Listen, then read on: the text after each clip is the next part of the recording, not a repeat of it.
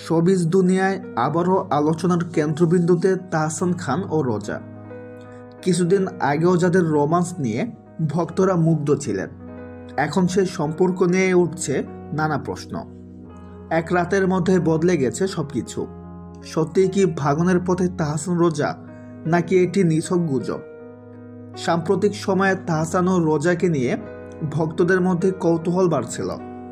তবে গত কয়েকদিনে নানা সূত্র থেকে শোনা যাচ্ছে তাদের ব্যক্তিগত জীবনে কিছু পরিবর্তন এসেছে। অনেকেই বলছেন তারা নাকি একসঙ্গে নেই, যদিও এই বিষয়ে তারা এখনও কোনো আনুষ্ঠানিক মন্তব্য করেননি। তাদের ঘনিষ্ঠরা বলছেন কিছুদিন ধরে তাদের মধ্যে দূরত্ব তৈরি হচ্ছিল, তবে এত দ্রুত সবকিছু বদলে যাবে তা কেউই ভাবেননি।